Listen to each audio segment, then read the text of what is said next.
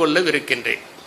Lao Tzu என்கிற அறிஞர் வயதான தன்னுடைய குருவை சந்திக்க செல்கிறார். அவருடைய பெயர் காங் சாங். காங் சாங் மரண படுக்கையிலே இருக்கிறார். அவரை லாவோ ட்சு சென்று சந்திக்கிறார். காங் சாங் அவரிடம் 3 அறிவுரைகளை வழங்குகிறார். முதலாவது அறிவுரை, உன்னுடைய ஊருக்கு சென்றால் வண்டியிலிருந்து கீழே இறங்கி நட என்கிறார். இதற்கு பொருள் புரிகிறதா என்று காங் சாங் கேட்கிறார். புரிகிறது. சொந்த ஊருக்கு போனால் நாம் அதிகமாக பெருமை காட்டக்கூடாது, பணிவாக நடந்து கொள்ள வேண்டும் என்பது எனக்கு தெரிகிறது. இரண்டாவது அறிவுரை, உன்னை விட உயரமான மரத்தை பார்க்கிற போது வணங்கு என்கிறார். இதற்கு பொருள் புரிகிறதா? புரிகிறது. நம்மை விட அறிவில் உயர்ந்தவர்களை காணும் போது பணிவுடன் நடந்து வணங்கி அவர்களுக்கு மரியாதை அளிக்க வேண்டும். மூன்றாவது, அருகிலே அழைத்து வாயை திறக்கிறார். ஒரு பல் கூட இல்லை, நாக்கு மட்டும்தான் இருக்கிறது. புரிகிறதா என்கிறார். புரிகிறது என்கிறார். என்ன புரிந்தது என்று கேட்கிறார். திடமாக உறுதியாக வலுவாக இருந்த பற்கள் உதிர்ந்து விடுகின்றன, மென்மையான நாக்கு மட்டும்தான் தங்கி இருக்கிறது என்று சொல்கிறார். இந்த 3 செய்திகளை விட உயர்ந்த ஞானத்தை நான் உனக்கு கொடுத்து விட முடியாது என்று காங் சாங் சொல்லுகிறார். லாவோ ட்சு அந்த 3 வாசகங்களைத்தான் தன்னுடைய இதயத்திலே பதியம் போட்டு வைத்துக் கொண்டு தாவோ டீச்சிங் என்கிற நூலை எழுதினார். அதிலே அவர் ஒன்றை தெளிவுபடுத்துகிறார். எது மென்மையானதோ அதுதான் வலிமையானதும் கூட. அவர் சொல்கிறார், உலகத்திலேயே மென்மையானது தண்ணீர் தான். ஆனால் அந்த தண்ணீர் வலிமையான பாறைகளின் மீது மோதி மோதி சொரசொரப்பான பாறைகளையும் வடவடப்பாக மாற்றி விடுகிறது. தண்ணீருக்கு பெண்மை தன்மை உண்டு என்கிறார். ஆண்கள் சொரசொரப்பாகத்தான் இருப்பார்கள். ஆனால் நாளடைவில் அந்த பெண்கள் பட்டு பட்டு அந்த ஆண்களையும் மிருதுவாக ஆக்கி விடுவார்கள். தண்ணீரை போல தலைவன் தண்ணீரை போல இருக்க வேண்டும் என்கிறார். ஏன்? தண்ணீர் ஓடிக்கொண்டிருக்கிறது. தடைகள் வந்தால் அது நின்று விடுவதில்லை, தடைகளை தாண்டி ஓட முற்படுகிறது. எந்த தடைகள் வந்தாலும் நான் இயங்குவேன், என் கொள்கைகளில் உறுதியாக இருப்பேன், நான் தொடர்ந்து செல்வேன், நில்லேன், அஞ்சேன், தடைகளை மீறி கிடைத்த வாய்ப்புகளை எல்லாம் பயன்படுத்திக் கொள்வேன் என்று நினைப்பவன் தான் தலைமையனாக இருக்க முடியும். தண்ணீரிடமிருந்து கற்றுக்கொள்ளுங்கள். அவர் குறிப்பிடுகிறார், இந்த தண்ணீர் பள்ளங்களை எல்லாம் நிரப்புகிற பரோபகாரி. மேட்டை நோக்கி பாய்வது இல்லை, அது பள்ளங்களை நிரப்புகிறது. தலைமை அப்படித்தான் இருக்க வேண்டும். பள்ளங்களை நிறைப்பதற்குத்தான் தலைமை, மேடுகளையே செழிப்பாக்குவதற்காக அல்ல, பள்ளங்களை ஏமாற்றிவிட்டு. தண்ணீர் அழுக்கை போக்குகிறது. தான் அழுக்கடைந்து தன் வாழ்வே போனாலும் பரவாயில்லை என்று அடுத்தவர்களை காப்பாற்றுவதற்கு தண்ணீர் ஓர் உதாரணமாக இருக்கிறது. தூய தண்ணீர் எதற்கும் பயன்படாது. டிஸ்டில்டு வாட்டர், அதற்கு நிறமில்லை, சுவையில்லை, மனமில்லை. பரிசோதனைகளுக்கு பயன்படும், ஆனால் பருகுவதற்கு பயன்படாது. அதைப் போல முற்றிலும் தூய்மையான ஒருவனை ஒருபோதும் நீங்கள் நண்பர்களாக வைத்திருக்க முடியாது. முற்றிலும் தூய்மையான தங்கத்தால் நகைகள் செய்ய முடியாது, வளைந்து விடும். எப்போது நீங்கள் சிறிது அதிலே கலப்படமும் இருந்தால்தான் தங்கம் மதிப்பை பெறும். அதற்காக செம்பை சேர்க்கிறார்கள். நான் எப்போதும் கச்சிதமாக இருப்பேன் என்று இருக்கிற தண்ணீரை நாம் பருகுவது இல்லை. தண்ணீர் ஒன்றை கற்றுத்தருகிறது. அது ஓடிக்கொண்டே இருக்கிறது, இயங்கிக் கொண்டே இருக்கிறது, பாய்ந்து கொண்டே இருக்கிறது. குதித்தால் அருவி, பாய்ந்தால் நதி, ஓடினால் ஓடை. அடித்து சென்றால் ஆறு, தேங்கினால் குளம், எழுந்தால் ஊற்று, கலந்தால் கடல்.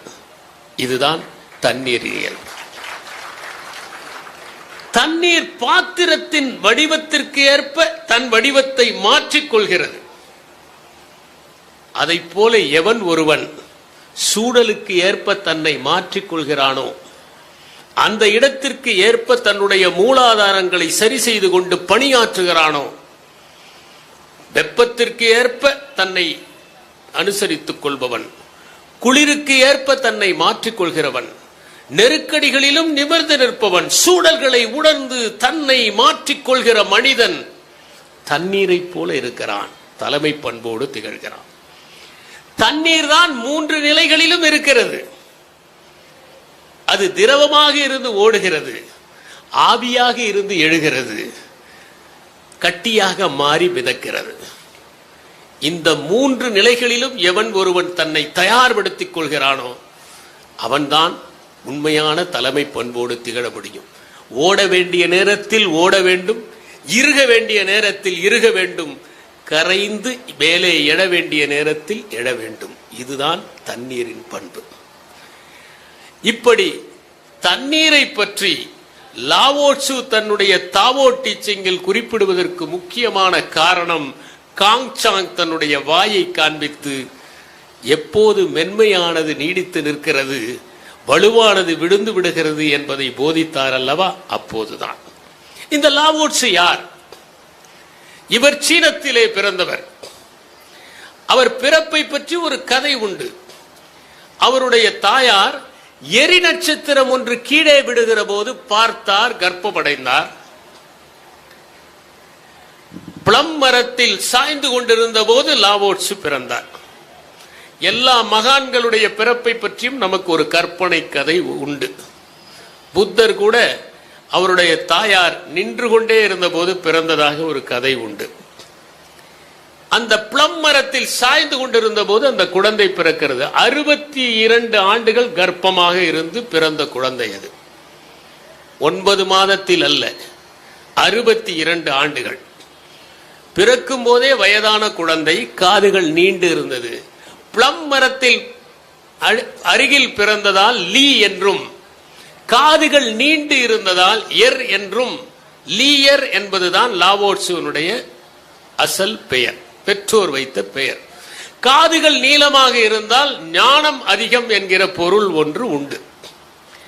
அந்த லாவோட்சு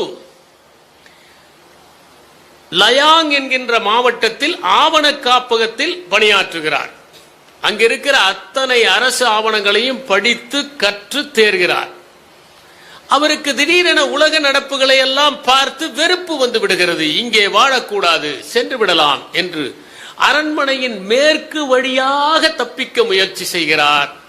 அங்கே இருந்த பாதுகாவலர் தடுத்து நிறுத்தி விடுகிறார். 160 ஆண்டுகள் அவருக்கு. அப்போது நீங்கள் பெற்றவற்றை, கற்றவற்றை, உணர்ந்தவற்றை எழுதிவிட்டு செல்லுங்கள், இந்த சமுதாயத்திற்கு பயன்படட்டும் என்று சொல்லுகிறார். அவர் எழுதுகிறார். அதுதான் தாவோ டீச்சிங். அதை எழுதி முடித்துவிட்டு அவர் வெளியே செல்லுகிற போது அந்த காவலரும் அவரோடு சென்று விட்டார் என்றும், அவர் இந்தியாவிற்கு வந்தார் என்றும், புத்தருக்கு வழிகாட்டினார் என்றும், அவர்தான் புத்தர் என்றும் பல்வேறு கர்ணவழி கதைகள் சீனத்திலே உண்டு. இது லாவோட்சுனுடைய வரலாறு. இந்த லாவோட்சுனுடைய சமகாலத்திலே இருந்தவர் கன்ஃபியூஷியஸ். எப்படி புத்தரும் மகாவீரரும் ஒரே காலத்தில் இருந்தார்களோ, கபீரும் ஃபரீதும் ஒரே காலத்தில் இருந்தார்களோ, புகழேந்தியும் ஒட்டக்கூத்தரும் ஒரே காலத்தில் இருந்தார்களோ, பாரதியும் பாரதிதாசனும் ஒரே காலத்தில் இருந்தார்களோ, அப்படி இருந்தவர்கள். அந்த கன்ஃபியூஷியஸ்னுடைய பிறப்பை பற்றியும் ஒரு கதை உண்டு. அவருடைய தந்தை இராணுவத்திலே இருந்தவர். 70 வயதில் ஒரு பெண்ணை திருமணம் செய்து கொள்கிறார். அந்த பெண் நிக்யூ என்கிற மலைக்கு அடிக்கடி சென்று அந்த கோயிலிலே வழிபடுவார். அப்போது அவருக்கு ஒரு கனவு வருகிறது. ஒற்றை கொம்பு உள்ள ஒரு குதிரை பாய்ந்து ஓடி வருகிறது. அது மாணிக்க கற்களால் ஆன ஒரு புத்தகத்தை தூக்கி அவள் மீது எரிந்து விட்டு சென்று விடுகிறது.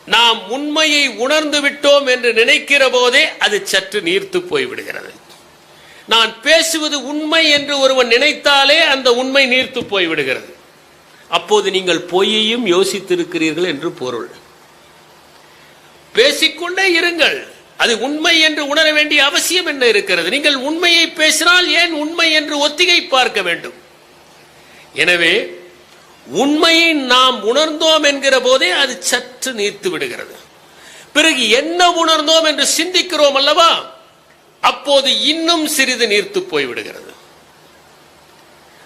அவ்வாறு நீங்கள் அதை அசை போட்டு சொற்களால் மாற்றுகிற போது இன்னும் நீர்த்து போய்விடுகிறது. ஒன்றை நாம் புரிந்து கொள்ள வேண்டும். நம்முடைய சிந்தனைகளை நாம் மொழியின் வாயிலாக பெயர்க்கிற போதே அது நீர்த்து விடுகிறது. ஓர் உதாரணத்தோடு சொல்கிறேன். நீங்கள் ஜிலேபியை சாப்பிடுகிறீர்கள். எப்படி இருந்தது என்று கேட்டால் இனிக்கிறது என்று சொல்கிறீர்கள். சர்க்கரையை சாப்பிடுகிறீர்கள். எப்படி இருந்தது என்றால் இனிக்கிறது என்கிறீர்கள். ஆனால் இரண்டு இனிப்புக்கும் வித்தியாசம் இருக்கிறது அல்லவா? ஆனால் நாம் இனிக்கிறது என்று மட்டும்தான் சொல்ல முடியும். ஏனென்றால் நாம் உணர்ந்ததை மொழிபெயர்க்க நம்மிடம் சொற்கள் இல்லை. நம் மொழி வறுமையானது என்பதை உணர வேண்டும். நம் மொழியை விட சிந்தனைகள், சிந்தனைகளை விட உணர்ச்சிகள், உணர்ச்சியை விட உணர்தல்கள், இவை வலிமையானவை என்பதை நாம் உணர்ந்தால் அந்த உண்மையை மொழியாக ஆக்குகிற போதே அது நீர்த்து விடுகிறது. அதற்கு பிறகு நீங்கள் இதை யாரிடமாவது சொல்ல வேண்டும் என்று சொல்கிற போது அந்த இரண்டாவது மனிதர் கேட்கிற போது அவருக்கு புரிந்த மாதிரி அவர் கேட்டுக்கொள்கிறார். இது நான்காவது படியாக நீர்த்து விடுகிறது. நாம் சொல்வதற்கும் அவர் கேட்பதற்கும் தொடர்பு இல்லாமல் போய்விடும். அவருடைய அனுபவத்தின் பிரதிபலனாக, அனுபவத்தின் சாயலாக அவர் அதை புரிந்து கொள்ளுகிறார். நாம் சொன்னதற்கும் அதற்கும் தொடர்பு இல்லாமலேயே இருக்கலாம். பிறகு அவர் அசை போடுகிறார். பிறகு அவர் அதை உள்வாங்குகிறார். இந்த 7 படிகளில் உண்மையை அடுத்தவர்களுக்கு உணர்த்துகிற போது அது நீர்த்து போய்விடுகிறது. அதனால்தான் அதை யாரும் சொல்வதும் இல்லை, எழுதுவதும் இல்லை. அவரவர்களாக உணர்ந்து கொள்ள வேண்டும். அறிவியல் என்பது எழுதி வைத்தால் புரியக்கூடியது. ஏனென்றால் யார் அந்த பரிசோதனையை செய்தாலும் ஒரே முடிவுதான் வர வேண்டும்.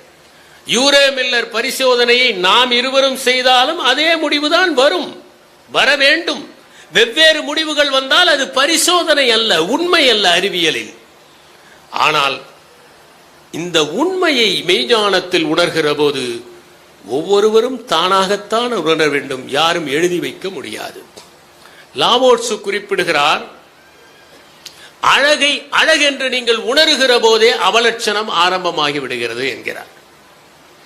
எப்போது நீங்கள் ஒன்றை அழகு என்று சொன்னால் ஏதோ ஒரு அவலட்சணமும் இருக்கிறது என்று பொருளாகிறது. கம்பர் சொன்னார் அல்லவா, வன்மை இல்லை ஓர் வறுமையின்மையால் என்று. ஓர் வறுமை என்று ஏன் சொல்ல வேண்டும்? வறுமைக்கு ஒருதான் வரும், ஓர் வராது. சற்று இலக்கணம் மாறி இருக்கிறது. ஏனென்றால் வறுமை எல்லா இலக்கணத்தையும் மீறி விடுகிற ஒன்று என்பதால் அப்படி சொன்னார். வன்மை இல்லை ஓர் வறுமையின்மையால் என்பதை போல அழகு என்று சொல்லுகிற போது அவலட்சணம் ஆரம்பமாகி விடுகிறது என்று பொருள். புத்தர் சொன்னார், அழகான ஒன்றை பாருங்கள், அது அவலட்சணங்களின் தொகுப்பாக இருக்கும் என்று சொன்னார். அழகு நீடித்து நிற்பதல்ல என்று சொல்வதற்காக தன்னுடைய சீடர்களிடம் சொன்னார், நீங்கள் அழகில் மயங்கி விடாதீர்கள், மானுட உடலின் அழகில் மயங்கி விடாதீர்கள். அந்த அழகு என்பது அவலட்சணங்களின் தொகுப்பாகத்தான் இருக்கும் என்று சொன்னார். தனித்தனியாக பார்த்தால் அவலட்சணம், ஒன்றாக பார்த்தால் அது அழகாக கூட இருக்கலாம். எனவே அழகையும் அவலட்சணத்தையும் எப்படி பிரிக்க முடியும்? புழுவாக இருக்கிற வரை எவ்வளவு அருவருப்பாக ஒரு பட்டாம்பூச்சி இருக்கிறது. நாங்கள் வேளாண்மை கல்லூரியிலே பட்டாம்பூச்சிகளை வளர்க்க வேண்டும், அது ஒரு பாடம். புழுக்களை பிடித்து வருவோம். எருக்கஞ்செடியிலே இருக்கிற அந்த பட்டாம்பூச்சியின் புழுவை கொண்டு வருவோம். அந்த புழு தினமும் எருக்கம் இலையை போட்டுக்கொண்டே இருக்க வேண்டும். சாப்பிட்டு கழிவுகளை தள்ளி கொண்டிருக்கும். அடுத்த நாள் சுத்தப்படுத்த வேண்டும், இல்லையாவிட்டால் நோய் வந்துவிடும். அப்படி கொஞ்சம் கொஞ்சமாக அதை வளர்த்தெடுக்கிற போது திடீரென ஒரு நாள் அது கூட்டுப்புழுவாக ஆகிவிடும். பிறகு 15 நாட்களுக்கு பிறகு அந்த கூட்டுப்புழுவிலிருந்து சிறகடித்து கொண்டு அழகான ஒரு பட்டாம்பூச்சி வரும். இந்த அருவருப்பில் இருந்தா இந்த அழகு வந்தது. அருவருப்பும் அழகும் ஒன்றை ஒன்று சார்ந்திருக்கிற என்பதுதான் உலக நியதி. நீங்கள் பிரித்தெடுக்கவே முடியாது. நமக்குள் அழகும் இருக்கிறது, அருவருப்பும் இருக்கிறது, அவலட்சணமும் இருக்கிறது என்பதை உணர்ந்து கொள்ள வேண்டும் என்பதற்காகத்தான் நீங்கள் அழகை அழகு என்று சொல்லுகிற போதே அவலட்சணம் தொடங்கி விடுகிறது என்றார். ஒன்றை நீங்கள் நீலம் என்று சொல்லுகிற போதே குட்டை என்ற ஒன்று இருக்கிறது. முரண்பாடுகளுக்கு இடையேதான் வாழ்க்கை இருக்கிறது. அவர் சொன்னார், வளைக்க முடிந்ததை உடைக்க முடியாது என்று சொல்லுகிறார். அது பண்புகளை வளைக்க முடிந்தது அல்ல. ஒரு வளைந்து கொடுக்கிற நாணல் தான் உடைய முடியாததாக புயலில் இருக்கிறது. மென்மையானதே வலிமையாக இருக்கிறது என்று கூறுகிறார். அதை போலத்தான் அவர் சொல்லுகிறார், காலியாக இருப்பதுதான் பயன்பாடாக இருக்கிறது. இந்த அரங்கம் நிறைத்து கொண்டிருந்தால் பயன்பாடு உள்ளதாக இருக்குமா? காலியாக இருப்பதால் தான் பயன்பாடு உள்ளதாக இருக்கிறது. இந்த காலி இடத்திற்காகத்தான் நாம் கட்டுமானம் செய்கிறோம். ஒரு பாத்திரம் இருக்கிறது, அந்த பாத்திரத்தை காலி இடத்திற்காகத்தான் உருவாக்குகிறோம். எவ்வளவு காலி இடத்தை உருவாக்குகிறோமோ அவ்வளவு பெரிய பாத்திரமாக அது இருக்கும். காலி இடம்தான் பயன்படுகிறது. எவன் ஒருவன் தன்னை காலி செய்கிறானோ அவன்தான் நிரப்பிக் கொள்வதற்கு ஏதுவாக நிற்கிறான். அடைத்துக் கொண்டிருப்பது அல்ல. அடைத்துக் கொண்டிருக்கிற மூங்கில் சாரம் செய்ய பயன்படும். காலியாக இருக்கிற மூங்கில் தான் புல்லாங்குழல் இசைக்க பயன்படும். அதுதான் இனிய இசையை உண்டாக்கும். எப்போது நாம் காலியாக இருக்கிறோமோ, காலியாக தயாராக இருக்கிறோமோ, அப்போது அழகு சேர்ந்து விடுகிறது. அவர் சொன்னார், தாழ்ந்தே இருக்கிற கடல் தான் பெரியதாக இருக்கிறது. கடல் ஏன் பெரியதாக இருக்கிறது? உலகத்திலே இருக்கிற நீர்நிலைகளில் கடல் ஏன் பெரியதாக இருக்கிறது? விசாலமாக இருக்கிறது, ஆழமாக இருக்கிறது, தாழ்ந்து இருக்கிறது, எல்லா நீரையும் ஏற்றுக்கொள்ள தயாராக இருக்கிறது. எவன் ஒருவன் எல்லா நீரையும் ஏற்றுக்கொள்ளுகிற கடலை போல எந்த திசையிலிருந்து அறிவு வந்தாலும் ஏற்றுக்கொள்ள தயாராக இருக்கிறானோ அவனுடைய அறிவு கடல் போல விரிகிறது, குளம் போல தேங்குவதில்லை.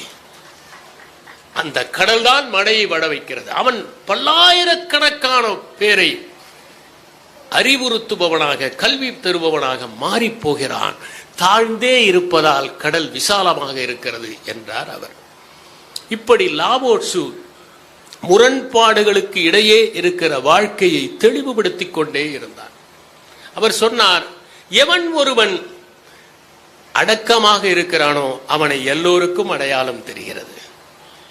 எவன் ஒருவன் தான் உண்மையாக இருக்கிறானோ அவன் சரி என்று மக்கள் உணர்வுகிறார்கள். யார் தற்பொருமை பேசிக் கொள்வதில்லையோ அவன் தகுதியுள்ளவனாக இருக்கிறான். எவன் தன்னை புகழ்ச்சி செய்து கொள்வதில்லையோ அவன் தாக்கு பிடிக்கிறான் என்று சொன்னார். வெளியே காட்டிக்கொள்ளாமல் இருக்கிற மனிதனைத்தான் மனிதர்கள் விரும்புகிறார்கள். எப்போதும் தன்னை காட்டிக்கொள்ள விரும்புவது ஒரு கூழாங்கல்லாகத்தான் இருக்கும். மறைத்துக் கொண்டு பூமியின் அடியிலே வைராகியத்தோடு காத்திருப்பதுதான் வைரமாக முடியும். நாம் வெளிக்காட்டுவதில் அல்ல. நான் பேசுவது உண்மை என்று சொல்வதில்லை. அவன் பேசுவது உண்மை என்பதை உலகம் அடையாளம் கண்டுகொள்ளும். நம்மை பற்றி நாம் பெருமை பேசிக்கொள்ள வேண்டிய அவசியம் இல்லை. அதனால் காலியாக இருப்பவன் தன்னை நிறைத்துக் கொண்டிருக்கிறான்.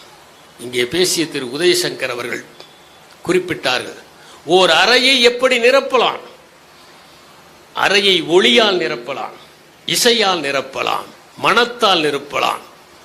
அந்த அறையை வெறுமனே வைத்திருந்தாலும் அது காற்றால் நிரம்பி இருக்கிறது. அறை நிரம்பிதான் இருக்கிறது, நாம் தான் காலியாக இருக்கிறோம். இதை உணர்வது மிகவும் முக்கியம் என்பதை லாவோட்சு குறிப்பிட்டார். அதை போல அவர் தெளிவுபடுத்துகிற இன்னொன்று, ஒரு கோப்பையிலே நீரை ஊற்றுகிற போது முழுவதுமாக ஊற்றாதீர்கள், விளிம்பு வரை ஊற்றாதீர்கள், சற்று இடம் இருக்கட்டும். ஏன் முழுமையாக ஊற்றக்கூடாது? முழுமையாக ஒரு கோப்பையிலே ஊற்றினால் அதை நீங்கள் தூக்கி குடிக்கிற போது உங்கள் மீது சிந்தும்.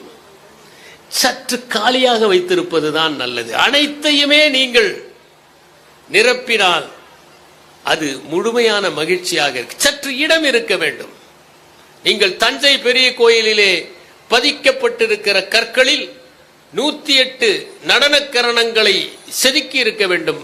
ஆனால் 108 செதுக்கப்படவில்லை. ஏன்? அனைத்தையும் செதுக்கி இருப்பதை விட சிலவற்றை காலியாக வைத்திருப்பது இன்னும் அழகு. கலைக்கு முடிவில்லை என்பதை உணர்த்துகிற ஒன்று. அதை போல ஒரு கத்தியை முழுமையாக கூர்மைப்படுத்தாதீர்கள், உடைந்து விடும் என்கிறார். சற்று மொன்னையாக வைத்திருங்கள். பென்சில் சீவியவர்களுக்கு தெரியும், கூரான நுனி இருந்தால் எழுதுகிற போது உடைந்து விடும் என்று. சற்று அது இடைவெளி இருக்க வேண்டும். அதனால்தான் சொன்னேன், 100% தூய்மையான தண்ணீர் குடிப்பதற்கு பயன்படாது. சில தாது பொருள்களும் சேருகிற போதுதான் தண்ணீருக்கு ருசி கூடுகிறது. இதே தத்துவத்தை ஒரு முறை கன்ஃபியூஷியஸ் தன்னுடைய சீடர்களோடு போகிற போது உணர்ந்தார். ஒரு கோயிலிலே ஒரு பாத்திரம் இருந்தது. அந்த பாத்திரத்தை குறைந்த அளவு தண்ணீரால் நிரப்பினார்கள். அது ஒரு பக்கம் சாய்ந்தது. முழுவதுமாக தண்ணீரில் நிரப்பினார்கள், மறுபக்கம் சாய்ந்தது. சரியான அளவு நிரப்பினார்கள், அது நேராக நின்றது. நம்மை கூட முழு நேரமும் படிப்பது, முழு நேரமும் உழைப்பது என்று யார் நினைத்துக் கொள்கிறார்களோ அவர்கள் சாதிக்க முடியாது. சற்று இடைவெளி விட்டு, சற்று இளைப்பாறுதல் செய்து, சற்று அசை போட்டு, படித்தவற்றை நினைவுபடுத்தி, சற்று பகிர்ந்து கொண்டு, அவர் சொன்னார் அல்லவா, பகிர்ந்து கொள்வதற்குத்தான் புத்தகங்கள் என்று. ஒரு கிராமிய கதை எனக்கு நினைவுக்கு வருகிறது. ஒரு பெண் சகல நேரமும் படித்துக் கொண்டே இருப்பாள். அப்படி அவள் படித்துக் கொண்டே இருந்தாலும் கணவன் வந்து கேட்கிற போது ஒரு கதையை கூட சொல்ல மாட்டாள். அவள் படித்த கதைகளில் 2 கணவன் இல்லாத போது, ஒன்று செருப்பானது, ஒன்று குடையானது. கணவன் திரும்பி வருகிறான், இந்த குடை யாரது, செருப்பு யாரது என்று சந்தேகப்படுகிறான். அப்போது அவள் சொன்னால், யாரும் வரவே இல்லையே. சந்தேகப்பட்டு கோபித்துக் கொண்டு அவன் அந்த ஊரிலே இருக்கிற, மலையிலே இருக்கிற உச்சி கோயிலுக்கு சென்று படுத்து விடுகிறான். இவளுக்கோ சோகம், கணவன் போய்விட்டானே என்று. அங்கே ஒவ்வொரு வீட்டிலும் அணைக்கிற விளக்குகள் ஒவ்வொன்றாக கோயிலுக்கு வந்து சேர்ந்தன. ஒரே ஒரு விளக்கு மட்டும் வரவில்லை. அந்த விளக்கு தாமதமாக வந்தது. அந்த விளக்கிடம் மற்ற விளக்குகள் எல்லாம் கேட்டன, என்ன ஆயிற்று என்று. அப்போது அந்த விளக்கு சொன்னது, நான் இருந்த வீட்டில் கணவன் மனைவிக்கு சண்டை. என்ன சண்டை? மனைவி படித்துக் கொண்டே இருக்கிறாள், ஆனால் கதைகளை கணவனிடம் பகிர்வதில்லை. அதனால் கணவன் கோபித்துக் கொண்டு விட்டான். இதனால் விளக்கை அரிக்க தாமதமானது. அதனால் தாமதமாக வந்தேன். படித்த கதைகள் தான் குடையாகவும் செருப்பாகவும் ஆயின. ஏனென்றால் பகிர்ந்து கொள்ளாததால் அவை எப்படி குடையாயின, செருப்பாயின என்பது நாட்டுப்புற கதை. ஆக பகிர்ந்து கொள்வதில் தான் இருக்கிறது என்பதால் எல்லா நேரமும் தன்னை பணி நிமித்தமாகவோ படிப்பு நிமித்தமாகவோ ஒருவன் செலுத்திக் கொண்டிருந்தால் அந்த கூர் ஆன கத்தி உடைவதைப் போல உடைந்துவிடும் என்பதை லாவோட்சு குறிப்பிட்டார். அவர் எப்படிப்பட்ட நிர்வாகம் நடக்க வேண்டும் என்று சொன்னார். யார் நிர்வாகம் நடத்துகிறார்களோ அவர்கள் யாரென்றே தெரியாமல் இருப்பதுதான் தலை சிறந்த நிர்வாகம் என்றார். கிராம நிர்வாக அலுவலரே சான்றிதழ் வழங்கிவிட்டால் மாவட்ட ஆட்சியருக்கு மனு கொடுக்க எதற்கு செல்கிறார்கள்? எனவே நிர்வாகத்தில் யார் இருக்கிறார்கள் என்று தெரியாமல் இருப்பதுதான் தலை சிறந்த நிர்வாகம். அடுத்தது, புகழோடும் பெயரோடும் இருப்பார்கள், அடையாளம் தெரியும். இது சிறந்த நிர்வாகம். இதிலே சில விதிகள் இருக்கும், மக்களை ஒழுங்குபடுத்துவார்கள், ஆட்சி செய்வார்கள். இந்த நிர்வாகம் சிறந்த நிர்வாகம். மூன்றாவது சொல்கிறார், மத்திலேயே வைத்திருப்பது.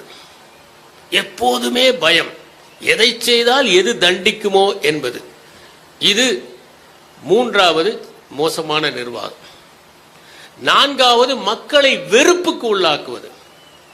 இது மிக மிக மோசமான நிர்வாகம் என்று அவர் வகைப்படுத்துகிறார். லாவோட்சு சொல்வதெல்லாம், நீங்கள் நிர்வாகத்தை நடத்துகிற போது அதிகமாக அதிகாரத்தை பயன்படுத்தாதீர்கள். அதிலே சீனத்திலே ஒரு கதை உண்டு. ஒரு கப்பலிலே இருக்கிறவர்கள் வருகிற சிப்பந்திகளிடம் அவர்கள் வருகிற சிப்பந்திகள் சில பரிசுகள் கொடுத்து விட்டு செல்வார்கள். அது அந்த நாட்டு நிர்வாகிக்கு தெரிந்த போது அவர் சொல்வார், அவர்கள் தவறு செய்யாதவரை இந்த பரிசுகளை பற்றி நாம் கவலைப்படுவதில்லை. மீனை அதிகமாக சமைத்தால் அது சிதைந்து போய்விடும் என்று சொன்னார். இது சீனர்களுடைய கோட்பாடு. இதை முழுவதுமாக நம்மால் ஒத்துக்கொள்ள முடியாது. ஆனால் ஒன்றை நாம் புரிந்து கொள்ள வேண்டும், அதிகாரத்தை குறைவாக பயன்படுத்துகிற அளவிற்கு மக்களும் தெளிவு பெற்றவர்களாக இருக்க வேண்டும் என்று லாவோட்சு விரும்பினார். நம்மிடம் இருக்கிற 3 பொக்கிஷங்களை நீங்கள் பயன்படுத்திக் கொள்ளுங்கள் என்கிறார். ஒன்று சிக்கனம், இன்னொன்று கருணை, மூன்றாவது எதிலுமே முந்தி இல்லாமல் இருப்பது. முதலாவதாக கருணை நம்முடைய வாழ்வை பாதுகாக்கிறது என்கிறார். சிக்கனம் மூலாதாரங்களை காப்பாற்றுகிறது என்கிறார். யார் ஒருவர் முந்திக்கொண்டு முன்னே செல்ல விரும்பவில்லையோ அவர்கள் முன்னே நிறுத்தப்படுகிறார்கள் என்கிறார். தாவோவனுடைய தலைமை பண்பே ஒன்றே ஒன்றுதான். அவர் சொல்வது, மற்றவர்களை எல்லாம் முன்னே செலுத்துங்கள், நீங்கள் பின்னே நில்லுங்கள். நீங்கள் முன்னே போய் பெருமை காட்டிக் கொள்ளாதீர்கள். அவர்கள் செய்ததாக இருக்கட்டும், அவர்கள் செய்ததை போல உணர்வை ஏற்படுத்துங்கள், அதுதான் முக்கியம் என்பது தாவோவருடைய கோட்பாடு. அதனால் அவர் பலமுறை இதை வலியுறுத்துகிறார். நீங்கள் அதிகமாக வரிகளை போட்டால் மக்கள் பட்டினி கிடப்பார்கள், அதிகமாக விதிகளை போட்டால் நிர்வகிப்பது கடனம், அதிகமாக தடைகளை போட்டால் மக்கள் வறியவர்கள் ஆகிவிடுவார்கள் என்று அவர் கூறுகிறார். அவர் சொல்லுகிறார், பகைமையை வளர்க்காதே, எதிரி என்று யாரையும் உருவகம் செய்து கொள்ளாதே, உன் சக்தி விரயமாகிவிடும், பகையை முளையிலேயே கிள்ளி எரி என்று அவர் குறிப்பிடுகிறார். யார் ஒருவர் அதிகாரத்தோடு ஒட்டிக்கொள்ளாமல் இருக்கிறார்களோ அவர்கள்தான் அதிகாரம் பெற்றவர்களாக இருப்பார்கள். அதிகாரம் வேண்டாம் என்பதில் தான் அதிகாரம் தொடங்குகிறது. அதிகாரம் வேண்டும் என்று நினைப்பவர்கள் பலவீனமானவர்கள் என்று லாவோட்சு குறிப்பிடுகிறார். இந்த 82 குறிப்புகளில் 2 பக்கங்களாக இருக்கின்றன. உலகத்தில் அதிகமாக பொழிப்புரைகளும் குறிப்புரைகளும் எழுதப்பட்ட நூலாக அது திகழ்கிறது. முதல் பாகம் தாவோவை பற்றியும், 2வது பாகம் பின்பற்றுவதை பற்றியதும். ஒரு மிகப்பெரிய சித்தாந்தத்தை லாவோட்சு இந்த உலகிற்கு வழங்கினார். பலர் அதை படித்து படித்து பயன்பெற்றிருக்கிறார். பின்னாளிலே அது ஒரு வழிபாடாக மாறியது. 1500 கோயில்கள் எழுப்பப்பட்டன. லாவோட்சு பிறந்த ஊரில் அவருக்காகவும் ஒரு கோயில் எழுப்பப்பட்டது. பிறகு தாவோவினுடைய தத்துவமும் கன்ஃபியூஷியஸினுடைய தத்துவங்களும் பின்னி பிணைந்து புதிய பாதை ஒன்று உருவானது. இதுதான் அந்த தாவோவினுடைய நடந்து சென்ற வழிமுறை. இந்த லாவோட்சுக்கு பிறகு 3 பேர் முக்கியமாக தாவோவில் இருந்தார்கள். ஒருவர் சங்சு, இன்னொருவர் லீட்சு, மூன்றாவர் யங்சு என்கிற 3. இதில் இந்த சங்சு இருக்கிறாரே, இவர் ஒரு அரசு அலுவலராக எளிமையாக பணியாற்றி கொண்டிருக்கிறார். மீன் பிடித்துக் கொண்டும் தத்துவ விசாரங்களை செய்து கொண்டும் இருக்கிறார். இவருடைய அறிவை பற்றி கேள்விப்பட்டு சூ நாட்டின் பிரதம மந்திரி அவரை ஒரு முக்கியமான பதவிக்காக அழைப்பதற்காக ஆள் அனுப்புகிறார். சங்சு மீன் பிடித்துக் கொண்டிருக்கிறார். வந்தவர் சொல்லுகிறார், உங்களை அழைக்கிறார்கள் ஒரு முக்கியமான பதவிக்காக என்று. உடனே சங்சு கேட்கிறார், உங்கள் அரண்மனையில் மன்னருடைய வழிபாட்டில் 3000 ஆண்டுகளாக இறந்து பாதுகாக்கப்பட்ட பதப்படுத்த ஆமை ஒன்று இருப்பதாக கேள்விப்பட்டேன், உண்மையா என்று கேட்டார். ஆமாம், உண்மைதான். சரி, மண்ணிலே புரண்டு கொண்டிருக்கிறதல்லவா ஆமை, அது ஒன்று இருக்கிறதல்லவா? ஆமாம். சரி, நீ அந்த பாதுகாக்கப்பட்ட ஆமையாக இருக்க விரும்புவாயா, உயிரோடு மண்ணிலே புரள்வதற்கு ஆசைப்படுவாயா என்று கேட்கிறார். அதை புரிந்து கொண்டு அவர் திரும்பி சென்று விடுகிறார். இந்த சங்சுவனுடைய தத்துவ விசாரங்கள் எல்லாம் சின்ன சின்ன உருவக கதைகளாகத்தான் வெளிப்படுகின்றன. உதாரணமாக அவர் சொல்லுகிறார், எப்போது நம்முடைய காலுக்கு காலடி பொருந்துகிறதோ அப்போது நாம் காலை பற்றி கவலைப்படுவதில்லை. எப்போது இடுப்பு பட்டி வயிற்றுக்கு பொருந்துகிறதோ அப்போது நாம் இடுப்பு பட்டியை பற்றி கவலைப்படுவதில்லை. உண்மைதானே? யாருக்கு இங்கே செருப்பு பற்றிய சிந்தனையே வந்து கொண்டிருந்தால் புதிதாக வாங்கி இருக்கிறார்கள், கடிக்கிறது என்று பொருள்.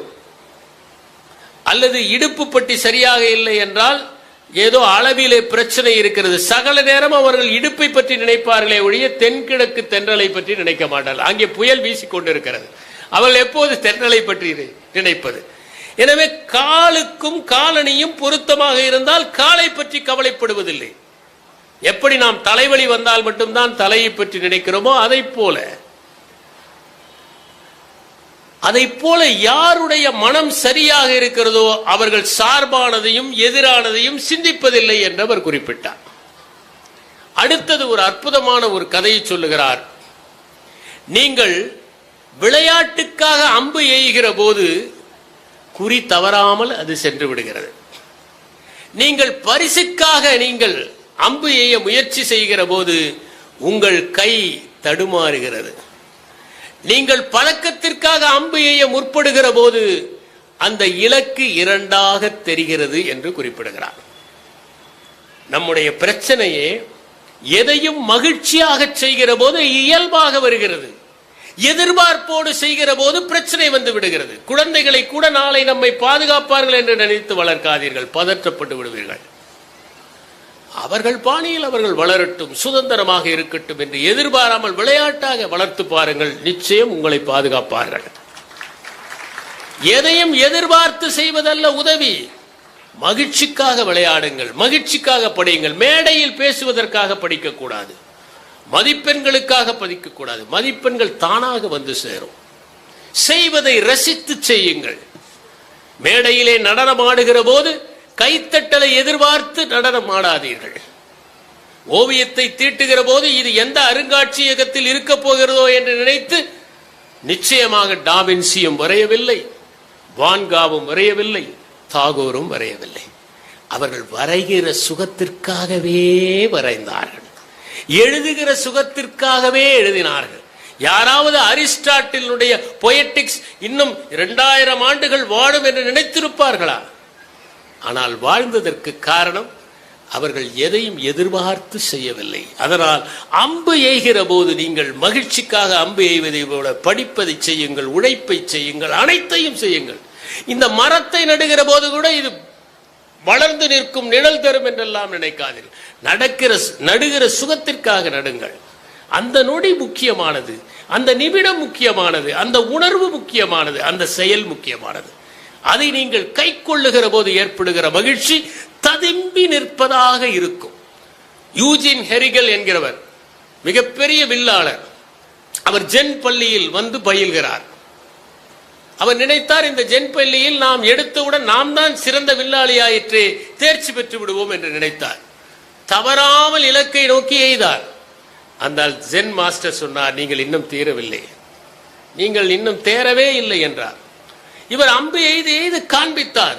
ஆனால் அவர் இல்லை என்று உதட்டை பிதுக்கினார். 3 ஆண்டுகள் முடிந்துவிட்டு இனி இந்த பள்ளியிலே இருப்பதில் பயனே இல்லை என்று விலகிச் சென்றார். விலகுவதற்கு முன்னால் அவர் மாஸ்டரை சந்திப்பதற்காக காத்திருந்தார். அந்த ஜென் மாஸ்டர் அம்பு எய்தினார். அப்போது பார்த்தபோதுதான் அவருக்கு புரிந்தது, அவர் முயற்சியே செய்யாமல் அந்த அம்பு தானாக வில்லிலிருந்து கிளம்பியது. அப்போதுதான் புரிந்தது, இலக்கு வெளியில் இல்லை, நாம் தான் இலக்கு என்று. படிக்கிற போதோ விளையாடுகிற போதோ வெளியில் இல்லை இலக்கு, நாம் தான் இலக்கு என்பதை புரிந்து கொண்டார். இதைதான் சங்சு சொல்லுகிறார், நீங்கள் விளையாட்டுக்காக அம்பு எறிகிற போது குறி தவறுவது இல்லை. ஒரு பன்றி இறந்து விடுகிறது, தாய் பன்றி. குட்டிகள் எல்லாம் வந்து பால் குடிக்கின்றன. இறந்தது தெரியவில்லை. ஆனால் சிறிது நேரத்தில் இந்த தாய் பன்றியிடம் உயிர் துடிப்பு இல்லை என்பதை அவை உணர்ந்து விடுகின்றன. உடனே நகர்ந்து விடுகின்றன. அந்த பன்றியை காட்டி சங்சூர் தன்னுடைய சீடர்களிடம் சொன்னார், பாருங்கள், ஒன்றை புரிந்து கொள்ளுங்கள், உடல் முக்கியம் அல்ல, நாம் உடல் அல்ல, உடலை தாண்டிய ஒன்று இருக்கிறது, இந்த பன்றியிடமிருந்து கற்றுக்கொள்ளுங்கள் என்றார். கற்றுக்கொள்பவன் பன்றியிடமிருந்தும் கற்றுக்கொள்ள முடியும். நாம் உடல் அல்ல என்பதை உணர்வதற்கு அந்த உதாரணத்தை அவர் குறிப்பிட்டார். அதை போல குரங்குகளை பழக்குகிற ஒருவன் இருந்தான். எப்போதுமே காலையில் குரங்குகளுக்கு 4 செஸ்னட் கொடுப்பார்கள். மதியம் 3 செஸ்னட்கள் கொடுப்பார்கள். இவன் மாற்றி அமைத்தான். காலையில் 3 கொடுக்கலாம், மதியம் 4 கொடுக்கலாம் என்று. உடனே குரங்குகள் எல்லாம் வேலை நிறுத்தம் செய்தன. வேலையே இல்லாதவர்கள் தான் வேலை நிறுத்தம் செய்ய முடியும். எனவே வேலை நிறுத்தம் செய்தன. உடனே அவன் கேட்டான், என்ன பிரச்சனை? இல்லை, நீங்கள் எங்களுக்கு மாற்றி கொடுக்கிறீர்கள். மறுபடியும் 4 கொடுத்தான், 3 கொடுத்தான். அவை மகிழ்ச்சியாக இருந்தன. இதை அவர் சொல்லுகிறார். ஒரு முக்கியமான கருத்து இதிலே இருக்கிறது. உளவியலிலே டிலேயிங் த கிராட்டிபிகேஷன் என்கிற ஒன்று உண்டு. யார் ஒருவர் பின்னால் கிடைக்கிற நன்மைக்காக இப்போது சகித்துக் கொள்ளுகிறார்களோ அவர்கள்தான் வாழ்க்கையில் முன்னேறுகிறார்கள். இப்போது விளையாடலாம் என்று நினைக்காமல் இப்போது படிக்கலாம் என்று நினைப்பவன் தான் தேர்விலே வெற்றி பெற்று கொடி கட்டி பறக்கிறான். மகிழ்ச்சியை தள்ளி போடுவது. பலரால் மகிழ்ச்சியை தள்ளி போட முடியாது, உடனே அனுபவித்து விட வேண்டும். ஒரு பள்ளியிலே மாணவர்களிடம் ஒரு மார்ஷ்மெலோ கொடுத்தார்கள். அரை மணி நேரம் இதை சாப்பிடாமல் இருந்தால் இன்னொரு மார்ஷ்மெலோ கிடைக்கும். 3 குழந்தைகளை தவிர மற்றவர்கள் அனைவருமே சாப்பிட்டு விட்டார்கள். ஒருவன் உரிப்பதை பார்த்து அடுத்தவனுக்கும் சற்று தூண்டுதல், அவனும் வாயில் போட்டு விட்டான். எல்லோரும் சாப்பிட்டு விட்டார்கள், 3 தவிர. அந்த 3 இன்னொரு மார்ஷ்மெலோ கிடைத்தது. இன்னும் 1 மணி நேரம் கழித்து சாப்பிடாமல் இருந்தால் இன்னொன்று கிடைக்கும். அவர்கள் சாப்பிடாமல் இருந்தார்கள். அந்த 30 ஆண்டுகளுக்கு பிறகு பார்த்தால் மிகப்பெரிய நிறுவனங்களின் தலைமை அதிகாரிகளாக ஆகியிருந்தார்கள்.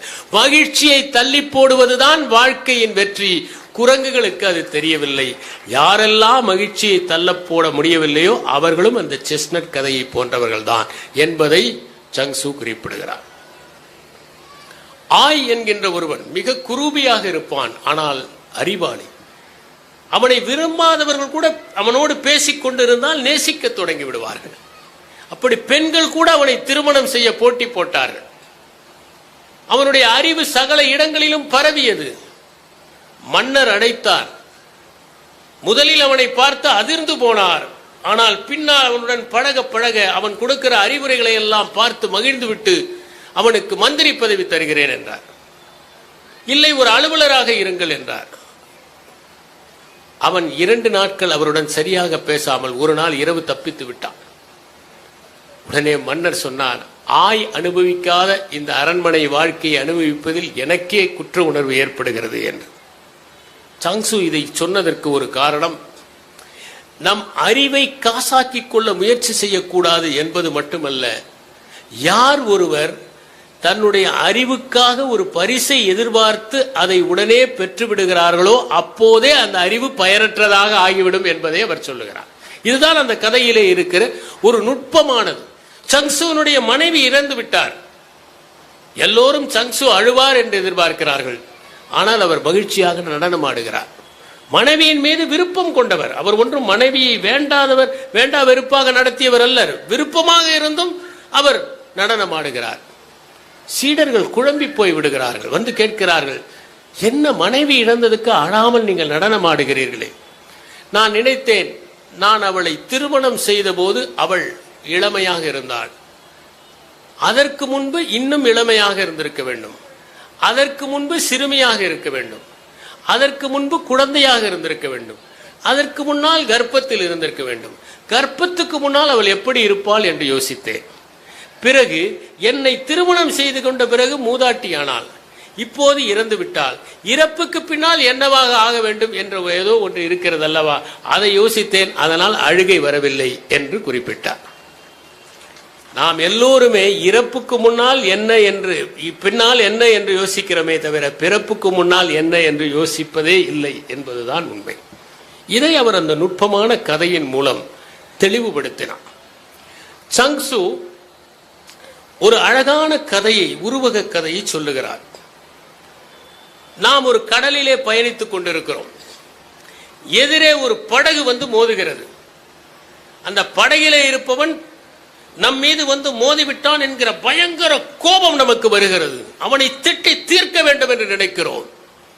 ஆனால் படகை பார்த்தால் படகிலே யாருமே இல்லை. இப்போது யார் மீது கோபப்படுவோம்? அதனால் சொல்லுகிறார், நீங்கள் உங்களை காலி படகாக வைத்திருங்கள், யாருமே உங்கள் மீது கோபப்பட மாட்டார்கள் என்று குறிப்பிடுகிறார். யார் ஒருவர் காலிப்படகாக இருக்கிறார்களோ அவர்கள் மீது கோபப்படுவதற்கு என்ன இருக்கிறது? இன்னொரு யதார்த்தத்தை குறிப்பிடுகிறார். நீங்கள் கடை வீதியிலே தெரியாத மனிதர் ஒருவருடைய காலை மிதித்தால் என்ன செய்வீர்கள்? உடனடியாக கூட்டம் அதிகம் இருந்தது, மிதித்து விட்டேன் என்று சொல்வீர்கள். ஒரு சமாதானம் சொல்வீர்கள். அவர் கோபித்துக் கொள்ளக்கூடாது, சமாதானம் சொல்வீர்கள். உங்கள் கவனக்குறைவுக்கு கூட ஒரு காரணத்தை சொல்வீர்கள். அதுவே உங்கள் தம்பியோ அல்லது அண்ணனுடைய காலையோ மிதித்து விட்டீர்கள் என்றால் எதுவும் சொல்ல மாட்டீர்கள், ஆனால் வருந்துவீர்கள்.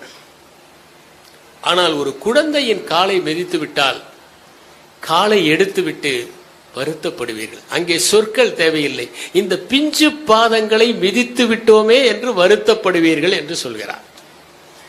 இதை போல நாம் மென்மையான மனிதர்களுடைய மனத்தை புண்படுத்துகிற போதெல்லாம் குற்ற உணர்வினால் பீடிக்கப்படுகிறோம் என்பதற்கு அவர் சொன்னார். சொற்களை தாண்டியது உண்மை என்று எப்படி லாவோட்சு சொன்னாரோ அதை போல சங்சுவும் சொன்னார். மீன்களை பிடித்ததும் தூண்டிலை எறிந்து விடுகிறோம். நாம் முயலை பிடித்ததும் வலையை எறிந்து விடுகிறோம். சொற்களை பொருளை கிரகித்ததும் சொற்களை எரிந்து விடுங்கள் என்றார். யார் ஒருவர் இப்படி சொற்கள் இல்லாமல் இருக்கிறார்களோ அவர்களோடு நான் பேசுவதற்கு தயார் என்று சொல்லுகிறார். சொற்களை தாண்டியதுதான் உண்மை. சொற்களால் உண்மையை ஒருபோதும் உணர்ந்து கொள்ள முடியாது என்பதற்கு சங்சு கூறுகிற இந்த உதாரணம் சாட்சி. அந்த நாட்டிலே பலரும் தாவோவை பின்பற்றுவதைப் போல உடை அணிந்து கொண்டிருந்தார்கள். மன்னர் சொன்னார், நிறைய பேர் அந்த உடையை அணிந்து கொண்டிருக்கிறார்கள், தாவோவை படித்திருக்கிறார்கள். இவர்கள் யாருமே படிக்கவில்லை, உடையை மட்டும் அணிந்து கொண்டிருக்கிறார்கள். நீங்கள் ஒன்றை செய்யுங்கள், தாவோவிலே திடீரென அவர்களுக்கு தேர்வு வைக்கப்படும், வெற்றி பெறாவிட்டால் அவர்கள் தலை துண்டிக்கப்படும் என்று அறிவியுங்கள், அப்போது எத்தனை பேர் உடை அணிந்திருக்கிறார்கள் என்று பார்ப்போம் என்று. கடைசியில் ஒரே ஒருவர் தான் அந்த உடையை அணிந்தார், மற்றவர்கள் எல்லாம் உடையை தூக்கி போட்டு விட்டார்கள். அவரை அழைத்து அரண்மனையில் கேட்டபோது அவர் சடசடவென்று பதில்களை சொன்னார். அப்போதுதான் அரசர் புரிந்து கொண்டார், பல நேரங்களில் நம் உடைக்கும் உணர்வுக்கும் தொடர்பு இல்லை என்பதுதான்.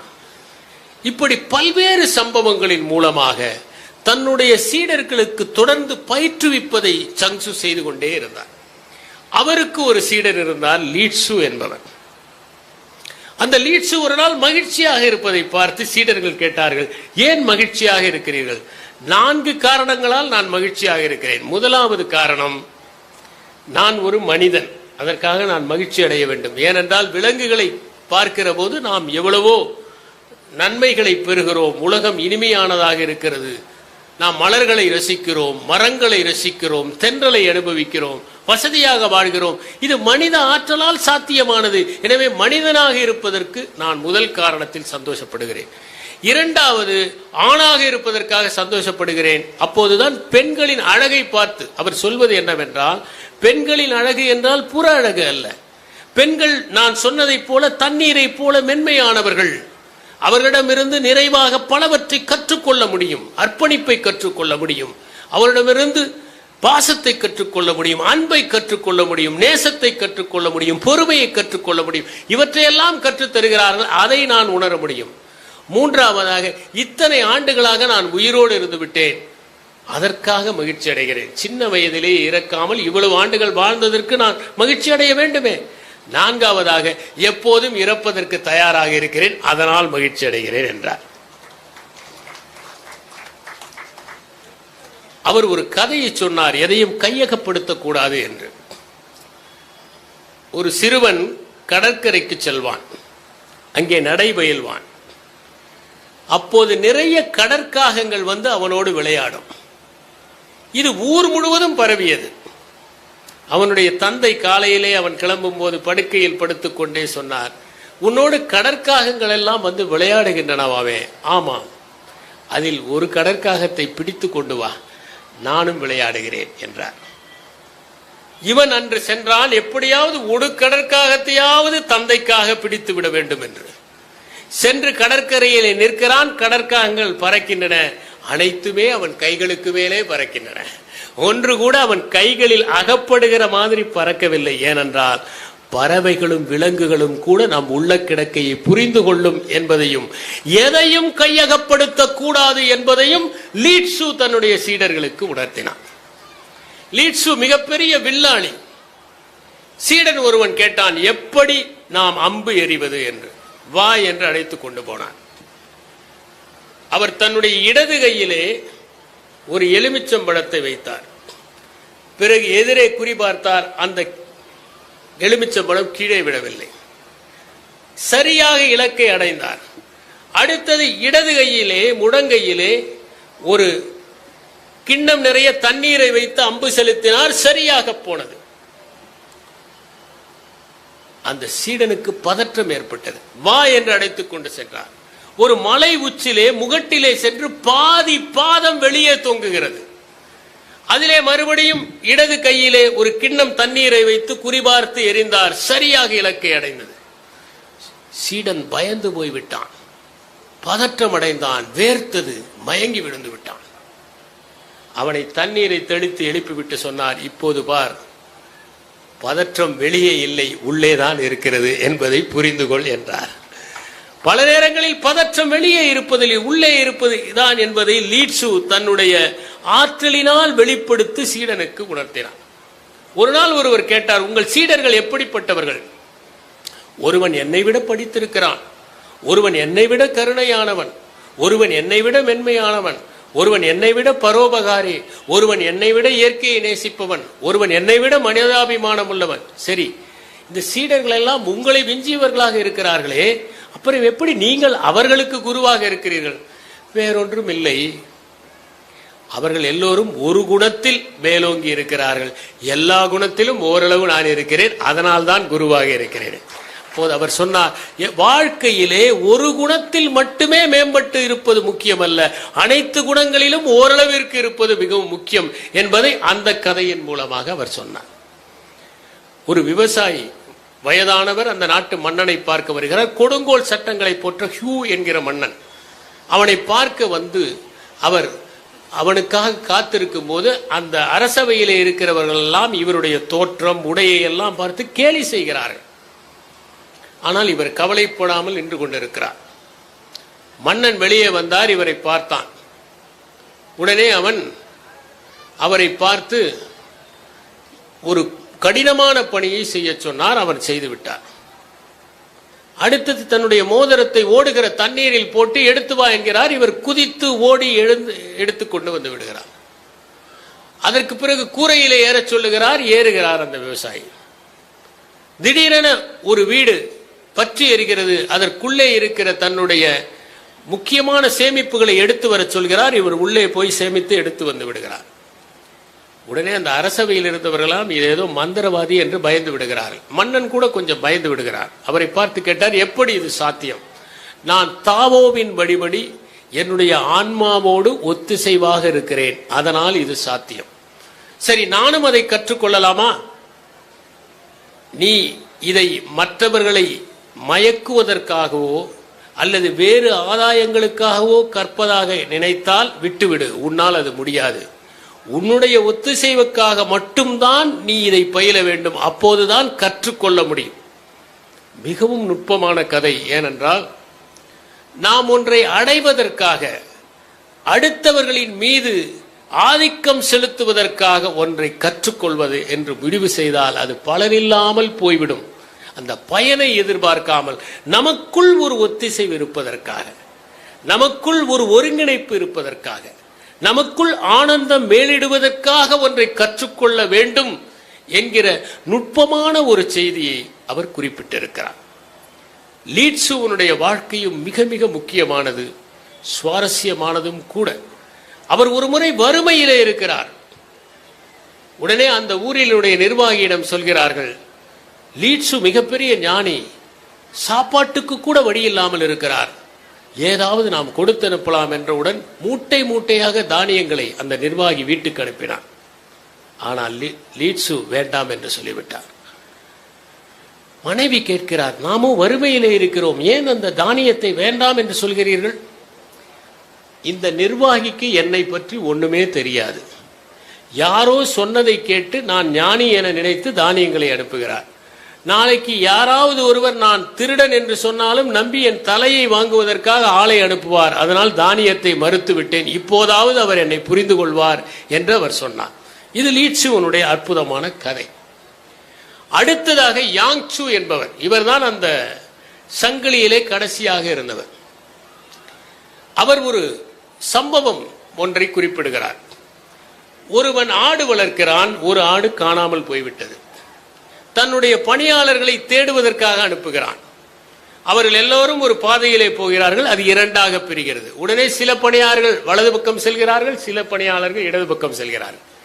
பிறகு இன்னும் சில பணியாளர்கள் இரண்டாக பிரிந்ததும் அந்த பாதையில் இப்படி படிப்படியாக பிரிந்து பிரிந்து சென்று கடைசியில் ஒரு பாதையில் ஒருவர் போய் எதுவுமே கிடைக்காமல் திரும்பி வந்து விடுகிறார். ஓராண்டுக்கு பிறகும் தான் இழந்த ஆட்டையே நினைத்துக் கொண்டிருக்கிறான் அந்த ஆட்டின் உரிமையாளர்.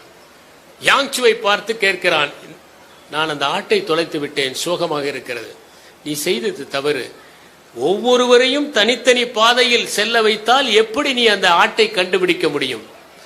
எல்லோரும் ஒரே பாதையில் சென்றிருந்தால் கண்டுபிடித்திருக்க முடியும். எவன் ஒருவன் தன்னுடைய அனைத்து ஆசைகளையும் அடைய முற்படுகிறானோ அவன் இப்படித்தான் தோல்வியிலே முடிவான் என்று அவர் கூறுகிறார். ஒரு கட்டத்தில் எது நம்முடைய முக்கியமான இலக்கு என்று தீர்மானிக்க வேண்டும். சில மாணவர்கள் ஓவியம் தீட்டுவார்கள், கவிதை எழுதுவார்கள், கதை படிப்பார்கள், விளையாடுவார்கள். ஆனால் ஒரு கட்டத்தில் எது நம்முடைய வாழ்க்கையின் இலக்கு என்பதை நாம் தீர்மானிக்க வேண்டும். அதைத்தான் இந்த கதையிலே சொல்கிறார். அதை போலவே ஒருவன் தொலைத்து விடுகிறான் தன்னுடைய கோடரியை. காணாமல் போய்விட்டது. எங்கே வைத்தோம் என்று தெரியவில்லை. ஆனால் யாரோ எடுத்திருக்கிறார்கள் என்கின்ற சந்தேகம். பக்கத்து தோட்டத்திலே ஒரு சிறுவன், அவன் பார்வையே சரியில்லை என்று இவருக்கு படுகிறது.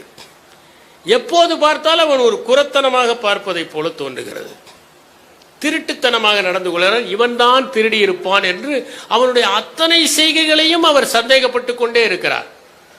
ஒரு மாதத்திற்கு பிறகு அவருக்கு வேறொரு இடத்தில் தான் கோடரியை வைத்திருந்தது தெரிகிறது, எடுக்கிறார். அதற்கு பிறகு அந்த சிறுவனை பார்க்கிறார். அவன் மிகவும் நல்லவனாக தெரிகிறது.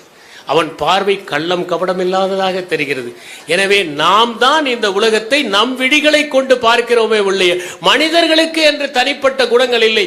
நம்முடைய கருத்துக்களை அவர்கள் மீது திணித்துக் கொண்டிருக்கிறோம் என்பதை யாங்சு சொல்லுகிறார். இப்படி தாவோவிலே பலவிதமான சம்பவங்களை சொல்லி சொல்லி நம்மை அவர்கள் ஆற்றுப்படுத்துகிறார்கள். இதுதான் தாவோவினுடைய வழி. கன்ஃபியூஷியஸினுடைய பாதை என்பது ஆண்மை தன்மை கொண்டது. ஆனால் லாவோட்சுவின் பாதை என்பது பெண்மை தன்மை கொண்டது. சாதிக்க வேண்டும் என்கிற உணர்வை ஊட்டுவது கன்ஃபியூஷியஸ்.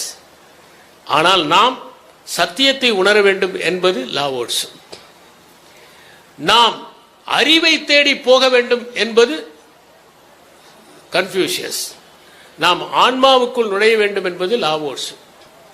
நாம் உலகியல் ரீதியாக வெற்றி பெற வேண்டும் என்பது கன்ஃபியூஷியஸ். நாம் உள்ளுணர்வை அடைய வேண்டும் என்பது லாவோட்சு. நாம் இந்த உலகத்தில் வெற்றிகரமாக பவனி வர வேண்டும் என்பது கன்ஃபியூஷியஸ். நம்மை காலியாக்கி கொள்ள வேண்டும் என்பது லாவோட்சு. இதுதான் இந்த இரண்டு கோட்பாடுகளுக்கும் இடையில் இருந்தவை. இந்த இரண்டும் இன்று ஒன்றுடன் ஒன்று கலந்து ஒரு நெறியாக பரவி பலரும் அதை பின்பற்றி கொண்டிருக்கிறார்கள். சங்சு ஒரு கதை சொன்னார். ஒருவன் காட்டுக்குள் சென்று கொண்டிருக்கிறான் அவனுடைய சீடர்களுடன். எல்லா மரங்களும் வெட்டப்படுகின்றன. ஒரே ஒரு மரம் மட்டும் வெட்டப்படாமல் இருக்கிறது. வெட்டுபவனை அழைத்து கேட்கிறார்கள், இந்த மரத்தை மட்டும் ஏன் வெட்டவில்லை? இது பயனற்ற மரம், முடிச்சியோடு இருக்கிறது. இதை வெட்டினால் மரச்சாமான்கள் செய்ய முடியாது. விறகுக்காகவும் வெட்ட முடியாது. ஏனென்றால் விறகுக்காக வெட்டினாலும் இதிலிருந்து புகை வரும். இதனுடைய இலைகள் கூட தீவனமாக பயன்படாது. எதற்கும் பயன்படாத மரம் என்பதால் வெட்டவில்லை. சரி வா, சீடர்களை கூட்டிக் கொண்டு சங்சு போகிறார். ஒரு விவசாயினுடைய வீட்டிலே தங்குகிறார். அந்த இரவு இவர்களுக்கு எப்படியாவது நல்ல உணவை சமைத்து போட வேண்டும் என்று விவசாயி நினைக்கிறார். தன்னுடைய சமையலாளரை அழைத்து வாத்தை சமைத்து இவர்களுக்கு விருந்துவை என்று. சமையலாளர் கேட்கிறார், எந்த வாத்தை சமைப்பது? அந்நியர்கள் வந்தால் சத்தம் போடுகிறோம் அந்த வாத்தையா, அல்லது யார் வந்தாலும் பேசாமல் இருக்கிற வார்த்தையா? யார் வந்தாலும் பேசாமல் இருக்கிற வார்த்தை சமைத்து போடு. திரும்புகிற போது சீடர்கள் கேட்டார்கள், ஓரிடத்தில் பயன்படாத மரம் காப்பாற்றப்பட்டது, ஓரிடத்தில் பயனுள்ள வாத்து காப்பாற்றப்பட்டது, நாங்கள் எதை பின்பற்றுவது? சொன்னார், எந்த இடத்தில் பயனுள்ளதாக இருக்க வேண்டும் என்றும் எந்த இடத்தில் பயனில்லாமல் இருக்க வேண்டும் என்று கற்றுக்கொள்ளுங்கள். அதுதான் வாழ்க்கைக்கான நெறி. நன்றி, வணக்கம்.